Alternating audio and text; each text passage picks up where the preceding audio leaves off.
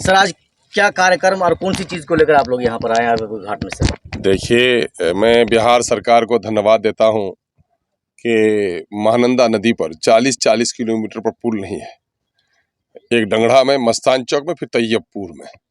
शुरू दिन से जब से मैं विधायक बना, शुरू दिन से इस बात की लड़ाई लड़ रहा हूँ कि गंगा में 5-5 किलोमीटर पर पुल है और महानंदा में 40 किलोमीटर पर पुल नहीं है। मैंने प्रयास किया इसके लिए और मैं अमोर बैसा की जनता का आभारी हूँ। इनका मैं शुक्रगुजार हूँ कि उन्होंने मुझे खिदमत का मौका दिया।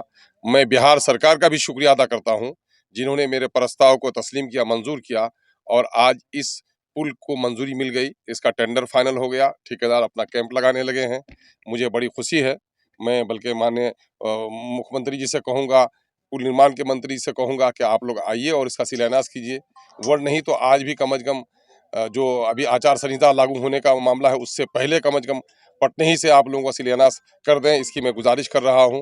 और मैं समझता हूं कि इस पुल के तामीर से न सिर्फ आने जाने का एक रास्ता खुल जाएगा, 10-15 किलोमीटर की दूरी जो किशनगंज से है, इनकी इस पुल से 40 किलोमीटर तय करके अभी भाया किशनगंज के मस्तान चौक होते हुए उनको जाना पड़ रहा है।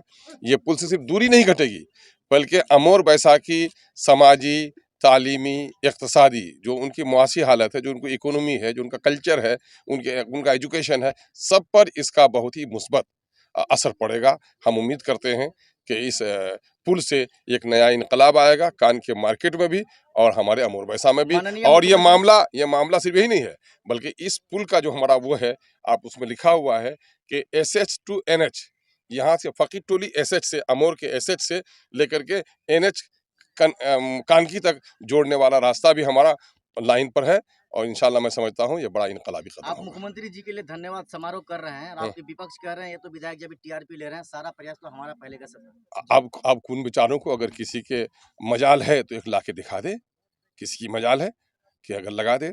ये सारे लोग वो बोलते हैं तो सारा प्रयास तो क्यों नहीं करा लिया था। ये मैं तो समझाऊं कि रमजान मुबारक के सदक़े जब हम लोगों ने इस पुल का सर्वे कराया था, नौशाद भाई कानकी के गवाह हैं कि हम लोग धूल में लिपट करके उस वक्त इंजीनियर को लेकर सर्वे कराया था। एक एक घाट का नहीं, 3-3 घाट का सर्वे कराया था। सूटेबल यहाँ पर हुआ और यहाँ पर सैंक्शन हुआ है। और बहरहाल चलिए, जिनको जो कुछ बोलना हो बोलिए। मेरा काम तो, अपना तो काम है, चलाते चलो चिराग रास्ते में, चाहे दुश्मन का घर मिले। सर लोगों का ये भी कहना है कि ये इलेक्शन को देखते हुए ऐसा जो है अमोर अरे विधायक भाई, कर रहा है। इतने हमारे अमोर बैसा के लोगों को इतना बेवकूफ़ समझते हैं आप क्या? हमारे लोग पढ़े लिखे लोग हैं, कागजात है कि वैसे ही है। वो उन बेईमानों की तरह हम बगैर मंजूरी के शिलान्यास करते हैं, ऐसा थोड़े है। सारे कागजात हैं, लटका हुआ आपने नहीं देखा? पुल निगम का अपना लेटर नहीं देखा? वहाँ जाकर के देखिए बोर्ड में क्या लिखा हुआ है। उनका कैंप यहाँ पर लग रहा है। ये सारी चीजें नहीं देख रहे हैं आप लोग? ये जमाना हो गया, लोगों को धोखा दे रहे थे। मैंने अमोर बैसा में खिदमत की है। अमोर बैसा के नौजवान होशियार हैं, पढ़े लिखे हैं, वो सारी चीजों को अपनी खुली आंखों से देखते हैं। किसी नादान के बहकावे पर जाने वाले लोग नहीं है भाई।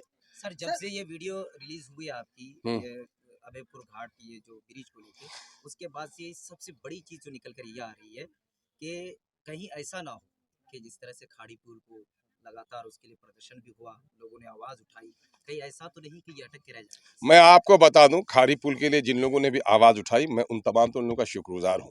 लेकिन जो लड़ाई मेरी लड़नी थी, असेंबली के दरो दीवार गवाह हैं उसके कि मैंने महानंदा में और खाड़ी और रसेली के लिए क्या लड़ाई लड़ी है। आप लोग उसके गवाह हैं।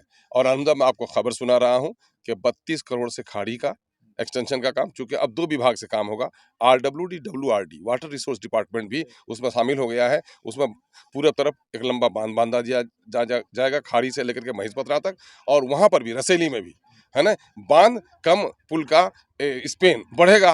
तो मैं समझता हूं कि इन लोगों को बोलने दीजिए, प्रयास मुस्बत तौर पर किया जाए तो मैं समझता हूं अखलास की कोशिश कामयाब होती है। और मेरा वो दोनों योजना भी अब बिहार सरकार की वो है कि कैबिनेट में आएगा और मामला मेरा फाइनल होगा। कितने दिन में पूरी हो जाएगी? इसका तो लगभग 3 साल का इसका ये है, चूंकि वेल फाउंडेशन बनेगा। और आपको मैं बता दूं कि जो पुल है आपका मस्तान चौक में, उसका तेगुना लंबा ये पुल होगा, तो उससे तेगुना लंबा होगा।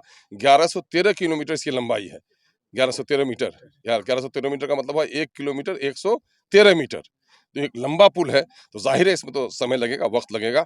लेकिन मैं समझता हूँ कि भाई भूखे आदमी के सामने में रोटी दस्त पर आ जाए तो ये भी उनके लिए बड़ी चीज़ है। और ये बड़ा काम, ये बड़े कामों के लिए वक्त लगता ही है। तो मैं समझता हूं कि इस इलाके की तकदीर और तस्वीर बदलेगी इससे। काम जो है कितने दिन में चालू हो जाएगा? आज के बाद काम रुक जाता है। देखिए, अब तो मैं समझता हूं कि सीमांचल की जनता इतनी जग गई है कि इनके टैक्स के पैसे से जो काम होते हैं अगर रुक जाएंगे तो सीमांचल का चक्का जाम हो जाएगा। कुछ लोग जो कह रहे हैं कि ये टीआरपी लेने के लिए कह रहा है, पुल निगम के साइड में जाइए, इंटरनेट किसी का अपना नहीं है। मैं अभी निकाला हूँ इसमें देखिए पूरा डिटेल दिया हुआ है।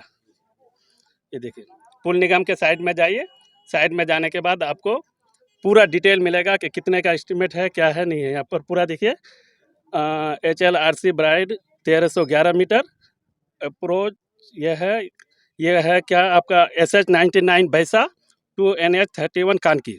माननीय विधायक जो अभी बोल रहे थे कि कानकी या बैसा से कानकी तक जोड़ना है, ये चीज़ सबूत के साथ बोला जा रहा है। ऐसा नहीं कि हम लोग अपने घर से कोई चलाए हैं, ये पूरा एस्टिमेट बना हुआ है और इसका काम, इसमें कितने का एस्टिमेट है, कितना लंबाई है, सारा डिटेल सरकार की तरफ से दिया हुआ है। आप इंटरनेट में जाइए, जा करके देखिए, आप भी काम कीजिए, कोई बड़ी बात नहीं है। यहाँ पर कितने मेहनत से काम किया है, इंशाल्लाह और कुछ काम होगा। आप लोग भी माननीय सांसद को कहते हैं ये काम आप भी लाइए। आज़ाद भारत में सबसे बड़ा सीमांचल के लिए जो योगदान अख्तरुल ईमान साहब ने जो कोशिश की है, ये पुल आपके सामने है। हम अख्तरुल ईमान साहब और पूरी आवाम, हम लोग बिहार सरकार का भी शुक्रिया अदा करते हैं कि इतना बड़ा ये अख्तरुल ईमान साहब आवाम की जो चाहत थी उस पर इन्होंने किया। आप खुद देखिए कि डंगड़ा पुल और आपका मस्तान चौक का पुल जो है उससे भी बड़ा ये पुल बनेगा। तो इस इलाके में सबसे बड़ा पुल बन रहा है और ये लगातार MIM की कोशिश, अख्तरुल ईमान साहब की कोशिश रही है, आवाम का साथ रहा। हम सबका शुक्रिया अदा करते हैं क्योंकि आचार संहिता लगने वाला है, तो उससे पहले बिहार सरकार से हमारा अनुरोध है कि इसको शिलान्यास कर दे, क्योंकि जो कॉन्ट्रैक्टर हैं उनसे भी उनका एग्रीमेंट हो गया और यहाँ आप देखिएगा कि सॉइल टेस्टिंग का भी काम शुरू हो गया है।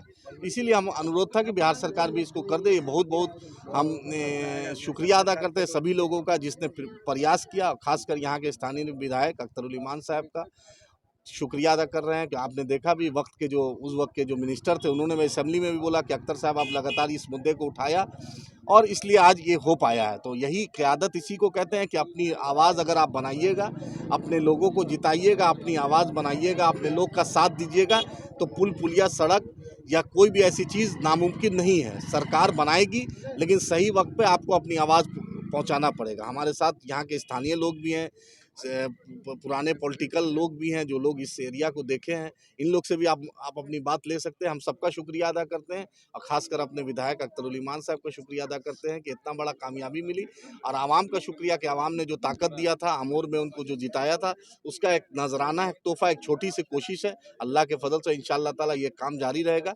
बैरिस्टर असदुद्दीन ओवैसी साहब भी महानंदा में पैदल चले थे और लगातार सीमांचल का मुद्दा लोकसभा हो या दुनिया का ऐसा कोई प्लेटफॉर्म नहीं है जो बैरिस्टर असदुद्दीन ओवैसी साहब ने नहीं उठाया। हम उनका भी शुक्रिया अदा करते हैं, सभी लोगों का शुक्रिया अदा करते हैं कि काम की आज शुरुआत हुई है रमज़ान के मुबारक महीने में।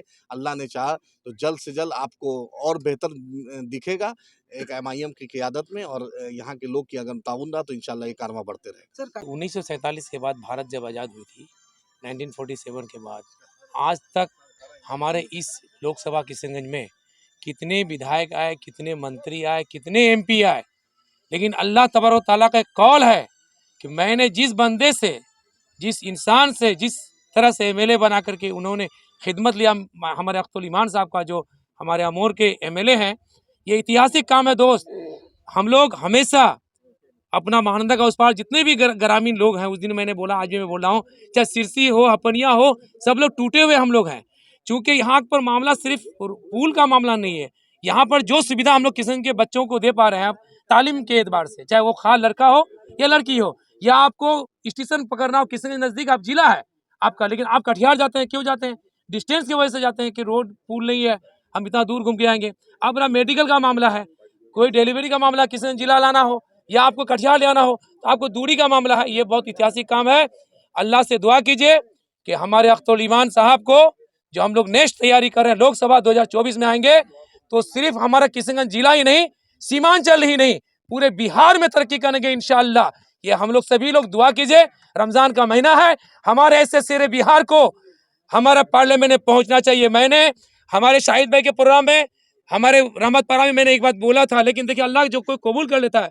मैंने वहाँ आप ही लोग यूट्यूब वाले को बोला था कि हमारे अख्तर साहब को एक सीट क्यों पूछे भाई, सीमांचल में नहीं पूरे बिहार में 7 सीट पर चुनाव लड़ना चाहिए। लेकिन हमारे अख्तर साहब जिस दिन 11 सीट का ऐलान किए हैं, ये ऐलान से दिल खुश हो गए, क्योंकि हमारे सदर साहब हमारे घर के हैं, हम लोग उसको अहमियत देते रहे। वो पूरे बिहार के सदर हैं और शेरे बिहार कोई अगर है, कोई अगर टू द फॉरवर्ड बोलेगा, हमको उम्मीद ही नहीं बल्कि यकीन है, जिस तरह से हमारे असदुद्दीन साहब पार्लियामेंट में बोलते हैं, अगर हम लोग सब लोग दुआ करके अपना वोट को अगर उसको डाल करके उनको पार्लियामेंट भेजेंगे तो शेरे बिहार शेरे हिंदुस्तान का सिकंद बन जाएंगे।